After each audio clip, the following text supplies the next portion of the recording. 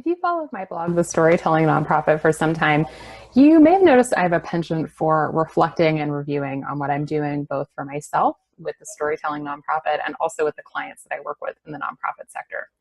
This habit has really served me well over the years and has recently led me to take a step back from social media. And today I wanted to share a little bit of the story behind that decision and my process for how I made it, in the hopes that maybe it will help you personally or your organization free up some time and focus more on work that really matters.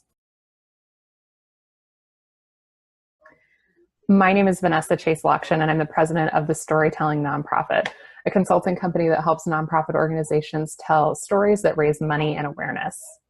So today I wanted to talk a little bit about social media and sometimes the frenzy that it creates for all of us.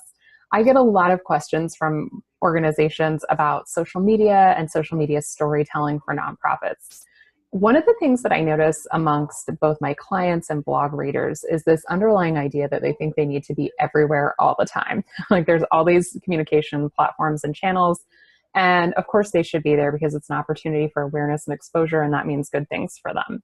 But I think the danger of this is that it leads to them being on what I consider the content creation hamster wheel all the time, like all caps all the time. And it's really unpleasant to be in that place. I think for a lot of us, it leads to burnout. It leads to being less creative.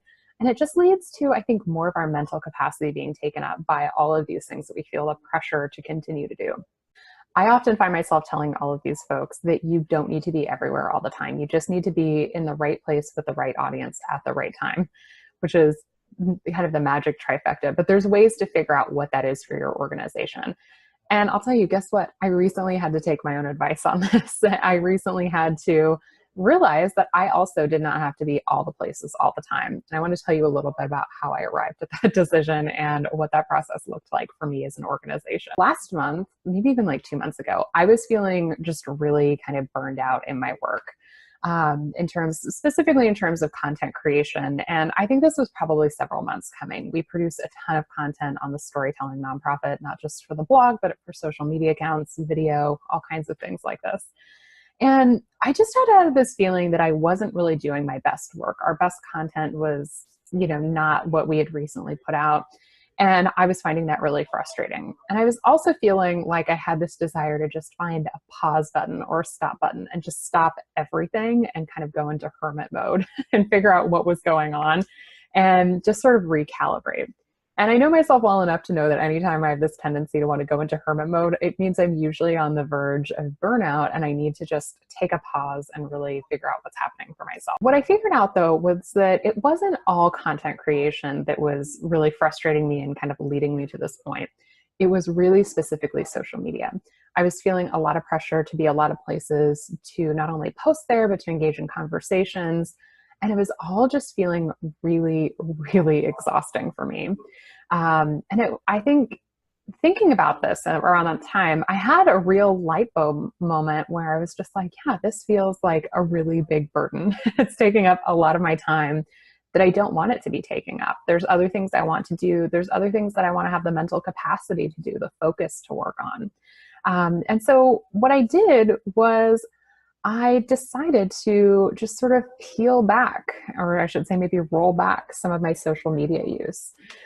What I did for me was I went back to what is the real reason why I use these tools. And I suggest this for every organization as well, is thinking about why do we use this channel? What purpose does it serve for us in terms of communication or fundraising strategy? So for me, when I looked at these things, I realized that my purpose for being on social media is largely about driving traffic back to our website. So I thought, okay, I have clarity on that.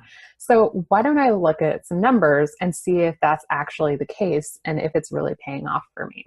So I looked at our website analytics, which I do pretty regularly, but I looked at them for the span of the last year because I thought it would be helpful to look at many months and kind of see trends in this. And I was really surprised, and I had like a real reality check moment, which was that over the course of 12 months, less than 3% of our traffic came from social media sites. I should say, for reference, on an average year, we get somewhere around 300,000 to 400,000 page views on our website. So that represents like a really small percentage. 3% is not a lot of clicks from outside external sources like Twitter, Instagram, Facebook, Pinterest, all the other places that we are. So for me, I wanted to dig a little deeper though and think about, well, okay, there's lots of social media referrals that we could be getting. Is there one that is actually sending the majority of this traffic? And it was Facebook. Not too surprising, but for us, it was Facebook. And I looked at all the time that we spent on things like Instagram and Twitter and all these other places, and it just was not giving me the ROI that I knew it needed to in order to be justifying the amount of time that's spent creating that content. So looking at these numbers and just thinking about this objectively was hugely clarifying for me. In fact, it was very easy for me at that point to just give myself the permission slip to take a break, maybe even a permanent break from Instagram and Twitter, and for that to be okay. And that was, I think originally when I thought about that at the start of this process, it gave me a lot of anxiety to think about, oh, like, can I just stop? Can I just not do this anymore? And then I looked at the numbers and I felt like more okay saying, right, you don't have to do this if you don't want to. And so that's kind of where I landed in that process. The benefits of doing this, though, I want to say have been really amazing for me. And this is what I want to underscore for you if you manage social media for your nonprofit organization. It has opened up more work and also personal time for me to work on things that matter to me, that feel energizing, that feel restful. And I feel like it's led me to be in a period of work where I'm doing much better work overall and more focused. And I think I'm just feeling happier on the whole. And I thought, you know, we could have that as an organization. Maybe other organizations could also benefit from this as well, specifically people who are doing the content creation. It doesn't have to be crazy making. You can make executive decisions based on your data to figure out where you should spend most of your time, which is something I would highly recommend you do if you're feeling this way as well.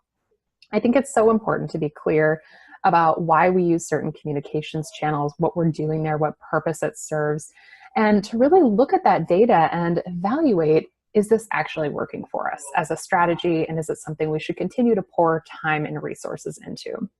So if you or your organization is feeling just on the edge of burnout about content creation, and I would say it's social media in particular, I would really encourage you to give yourself the gift of critically looking at this and evaluating if you're really getting what you want out of these communications channels. And know that it's okay to do less. It's totally fine to do less. And in fact, sometimes doing less leads you to produce better quality work overall, which may get you even better results than you're currently getting. I would love to hear from you in the comments below. Have you ever taken a step back from social media? Is this something your organization would consider doing, or do you feel kind of anxious even thinking about it?